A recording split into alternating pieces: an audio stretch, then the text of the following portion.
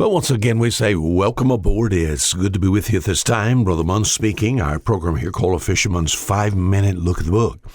This week, we've sort of had a topic or theme. We saw there Monday in the book of Psalm chapter 27.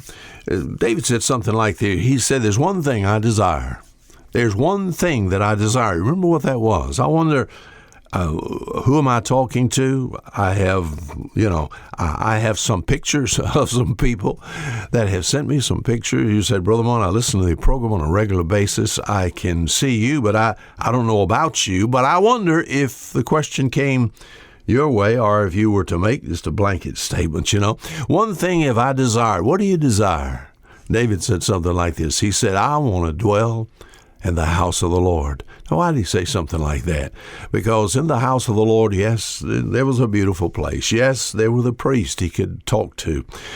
In the house of the Lord, yes, but the most important thing there was the presence of God. David wanted to be where God's at.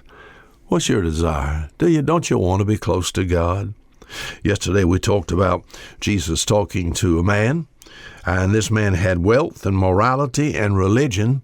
And yet Jesus said to him, he said, one thing thou lackest.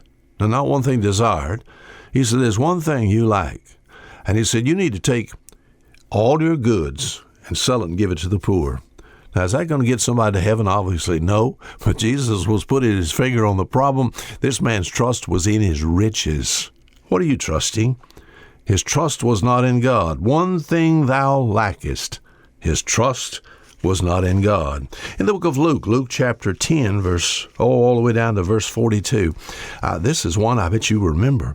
Remember the story how Jesus came to the home of Mary and Martha?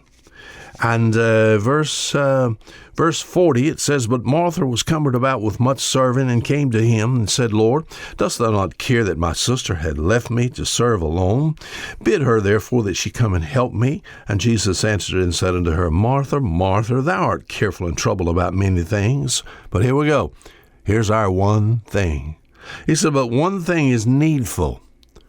Now, one thing desired, to be with God. One thing lackest, that man, his trust was not in God. One thing needful here, and Mary hath chosen that good part, which shall not be taken away from her. What was the problem there? We think about Martha. I'll be honest with you. If I had to be married to Mary or Martha, I probably would prefer Martha there, because Martha was a busy gal. Welcoming Jesus into her home meant so much. And she's going to take care of every need that Jesus has. And of course, whether it be making him comfortable or serving, we think about serving in the kitchen, making maybe some food that he so desired, But Jesus said, but one thing is needful. Mary hath chosen that good part. Now, what was that? Mary came, and Mary was offering worship. Martha was offering work. Now, which one of those is the best? I'll be honest with you, I stay busy most of my life. As far as ministry work is concerned, I enjoy ministry work. And as far as being busy, I enjoy staying busy. And I sometimes forget to develop a schedule in such a way that I not miss out on that good part. You said what? Jesus desires worship. Work versus worship. Martha, stop what you're doing and come sit at my feet. I wonder if I'm talking to someone like that today. Oh, you're busy. And yes, life demands of us that we stay busy. I understand that. But one thing is needful. Don't forget worship. Yes, labor. Yes, serve. I have responsibility as a breadwinner. I have a responsibility as a man of God as far as mission work is concerned. I certainly understand that.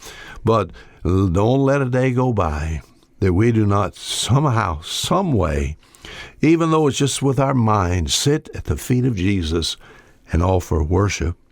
Worship versus work. One thing needful, and Martha needed to get at his feet. One thing needful. Come sit at my feet, Jesus said. Now, until tomorrow, Fisher Mund saying goodbye.